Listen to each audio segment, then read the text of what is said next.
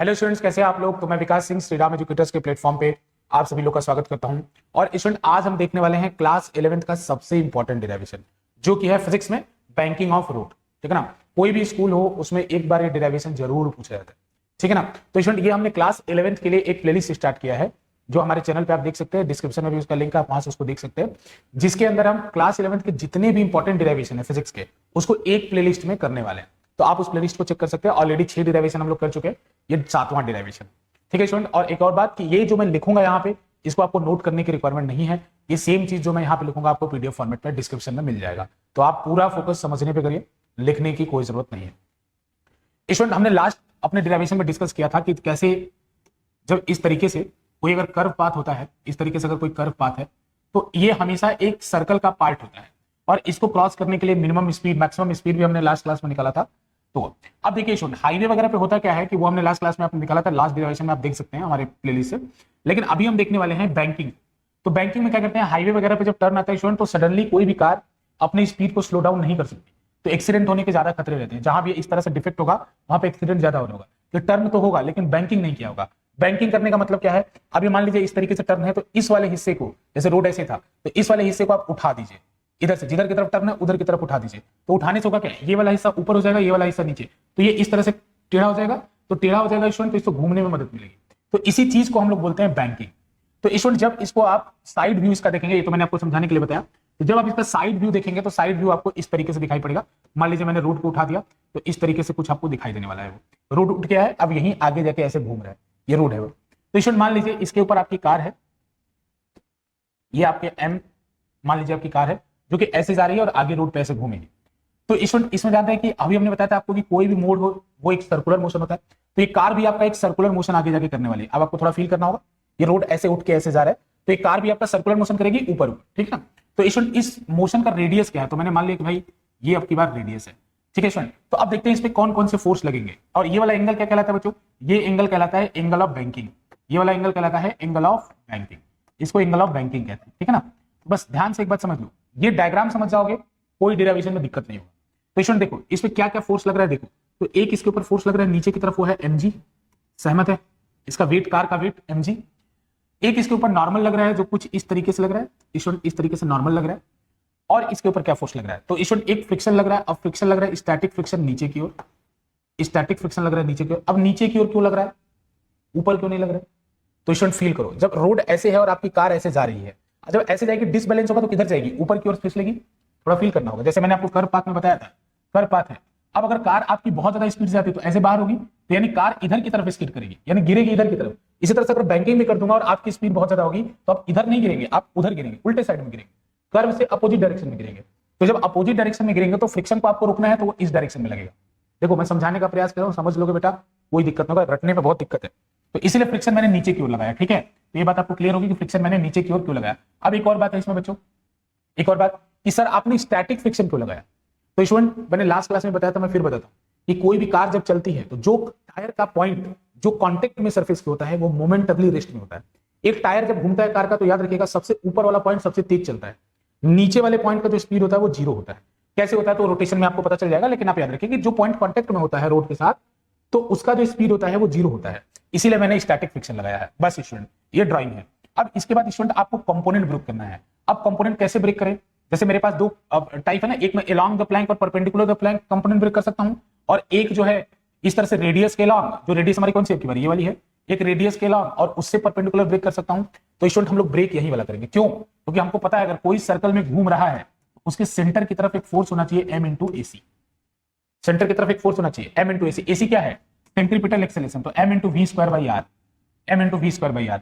तो अब देखिए ये डिमांडेड फोर्स है कि अगर आप ज्यादा स्पीड से चल रहे हैं तो आपको ज्यादा सेंट्रीपिटल फोर्स की रिक्वायरमेंट होगी, ज्यादा सेंट्रीपिटल फोर्स की रिक्वायरमेंट होगी। तो स्टूडेंट, ये सेंट्रीपिटल फोर्स कौन कौन प्रोवाइड करेगा वही हम देखने वाले हैं। तो स्टूडेंट बस थोड़ा सा देख लो, एक लास्ट चीज, ये एंगल थीटा है बच्चों। तो अगर मैं थोड़ा इस नॉर्मल को एक्सटेंड करूं तो ये वाला एंगल भी कितना हो जाएगा, थीटा। ठीक है, अब स्टूडेंट ये वाला एंगल अगर थीटा है तो इस तरह इसको एक्सटेंड करो और इसको इस तरह एक्सटेंड करो, तो ये वाला एंगल थीटा है, तो ये वाला एंगल भी थीटा हो जाएगा। और अगर ये वाला एंगल थीटा है बच्चों, तो ये वाला एंगल भी थीटा हो जाएगा, और फिर ये वाला एंगल भी थीटा हो जाएगा। अब देखो मैं एक ट्रिक बताता हूं इसका।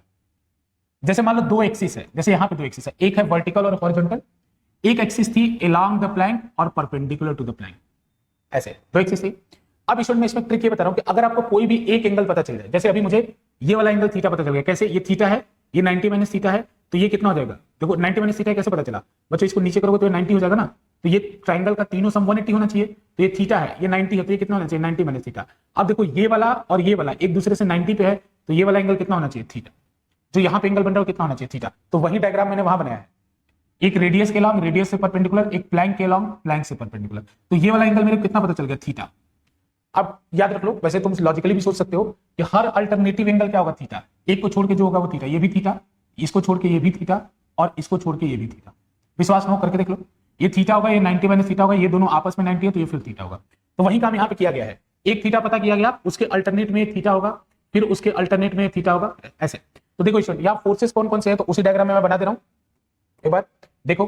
तो यहाँ पे इधर की तरफ फोर्सेस कौन है, इधर की तरफ फोर्स लग रहा है Fs, और देखो कौन कौन सा फोर्स लग रहा है, इधर की तरफ फोर्स लग रहा है N, और नीचे की तरफ फोर्स लग रहा है mg, और कौन सा फोर्स लग रहा है, देखो N लग रहा है, Fs लग रहा है, mg लग रहा है, बस ये तीन ही फोर्स लग रहा है, mg Fs और N, ठीक है।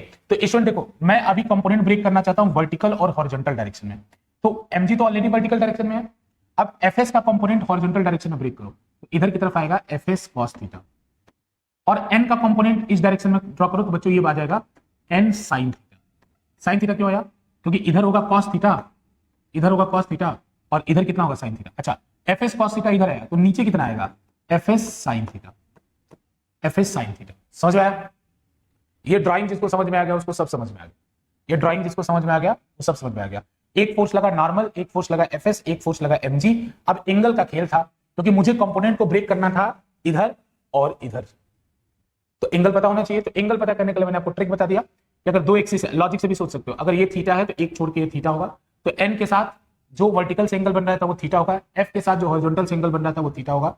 तो कंपोनेंट ब्रेक करोगे तो नीचे आएगा mg plus Fs sin theta, और ऊपर आएगा n cos थीटा, इधर आएगा Fs plus n sin theta. तो बच्चों जो इधर वाला फोर्स है वही तो m इंटू ac के बराबर होगा, क्योंकि वही तो सेंट्रीपिटल एक्सेलरेशन दे रहा होगा। तो इधर वाले फोर्स को बराबर कर दो, तो यहां से इक्वेशन क्या बनेगी बच्चों, यहां से इक्वेशन बन जाएगी Fs cos theta plus n sin theta is equals to mv square by r।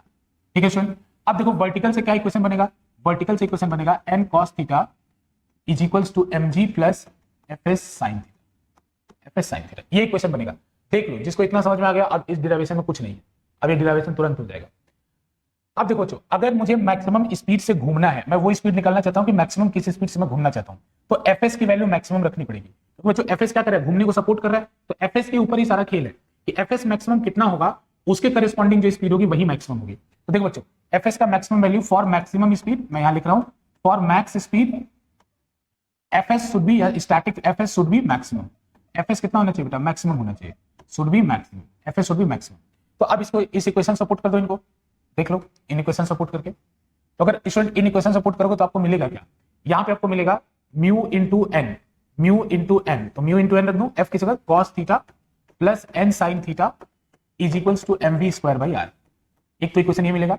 अब एक काम करो स्टूडेंट, वहां Fs को एक तरफ लेके आ जाओ, इधर से इसको इधर ला दो, तो कितना इक्वेशन हो जाएगा, n cos theta minus Fs sin theta होगा, उसकी जगह मैं क्या लिख सकता हूं, mu into n sin theta is equals to mg। ये इक्वेशन 1 हो गया, ये इक्वेशन 2 हो गया। अब दोनों इक्वेशन को डिवाइड कर दो स्टूडेंट, दोनों इक्वेशन को डिवाइड कर दो, डिवाइड करने में देखो क्या बच रहा है। अगर आप दोनों इक्वेशन को डिवाइड करोगे तो बच्चों n कॉमन ले लो, पहले n कॉमन ले लोगे तो ऊपर बचेगा mu cos theta plus sin theta, और नीचे क्या बचेगा, नीचे बचेगा n cos theta minus mu sin theta. ठीक है ना, ये राइट हैंड साइड की बात हो गई। लेफ्ट हैंड साइड में क्या बचेगा, लेफ्ट हैंड साइड में किसके इक्वल होगा, तो बच्चों ये होगा mv square by r upon mg। तो m से m कैंसिल हो जाएगा, यहाँ n से n कैंसिल हो जाएगा, इतना समझ में आ रहा है, n से n कैंसिल हो जाएगा ये। तो स्टूडेंट बनेगा क्या, फिर बनेगा यहाँ से एक काम करो, अब इसमें sin थीटा से न्यूमरेटर और डिनोमिनेटर को डिवाइड कर दो, सॉरी cos थीटा से न्यूमरेटर और डिनोमिनेटर को डिवाइड कर दो। तो यहाँ cos थीटा तो 1 हो जाएगा, और sin थीटा किसके इक्वल हो जाएगा, tan थीटा के। यहाँ cos थीटा तो 1 हो जाएगा, sin theta upon cos theta किसके इक्वल हो जाएगा, tan थीटा के।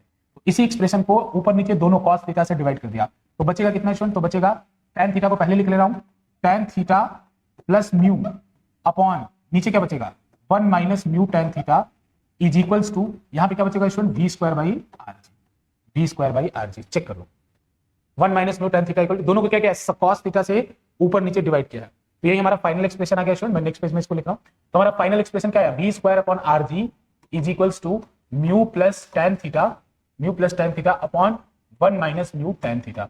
अब एक काम करो, आरजी को उधर मल्टीप्लाई कर दो और v² का रूट हटा दो, v² को दूसरी तरफ भेज दो, क्या हो जाएगा रूट। तो फाइनल एक्सप्रेशन बनेगा r g mu plus tan theta upon 1 minus mu tan theta. ये आपका फाइनल एक्सप्रेशन हो गया, ठीक है ना। अब इसी में बच्चों ये एक्सप्रेशन अगर याद रखोगे तो सब कुछ हो जाएगा। जैसे अगर एक केस आता है कि विदाउट फ्रिक्शन आपको घूमना है, केवल बैंकिंग का यूज करके आपको बिना फ्रिक्शन के घूमना है, म्यू की वैल्यू 0 पुट कर दो। अगर म्यू की वैल्यू 0 पुट कर दोगे तो क्या होगा, म्यू 0 हो गया तो अंदर में कितना स्पीड बचेगा, आरजी टेन थीटा। तो जब बोले कि बिना टायर के फ्रिक्शन के घूमना है, उस समय आप ये फॉर्मूला लगा सकते हो। तो इशन बस ये बात याद रखो, पीछे मैं एक बार फिर से स्लाइड कर रहा हूँ कि बस जिसको ये डायग्राम ड्रॉ करना आ गया उसका सब काम हो जाएगा। ये डायग्राम ड्रॉ करना आ गया और डायग्राम ड्रॉ करने के बाद एंगल, ये एंगल आ गया। तो डायग्राम में बस यही है, नीचे की तरफ एफएस क्यों लगा ये दिमाग में बात आना चाहिए, एन ऊपर लगा एमजी नीचे लगा। और एमजी का कंपोनेंट ब्रेक मत करना, क्यों, क्योंकि हमको अब की बार हॉरिजॉन्टल डायरेक्शन में कंपोनेंट चाहिए था। क्यों, क्योंकि उसी को एम इंटू एसी के बराबर करना, और हॉरिजॉन्टल डायरेक्शन में एम इंटू एसी क्यों था, क्योंकि बच्चों वो ऐसे सर्कल घूम रहा है, तो सेंट्रीपिटल एक्सेलरेशन अराउंड हॉरिजॉन्टल होगा। बस ये डायग्राम याद रखो, थीटा याद रखो, फिर जो स्टूडेंट उधर मैंने ये ड्राइंग बनाया है इसको याद रखो कि उसको इसी को दोबारा सिंप्लीफाइड वे में ऐसे बना दो, कंपोनेंट वगैरह ब्रेक करो, सॉल्व करो, आंसर। ठीक है, तो उम्मीद है आपको ये छोटा सा लेक्चर पसंद आया होगा। इसके बाद हम लोग डेरिवेशन ऐसे ही करते रहेंगे स्टूडेंट, और इसको आप पीडीएफ फॉर्मेट में नीचे डाउनलोड कर सकते हैं। बहुत बहुत धन्यवाद। रुको।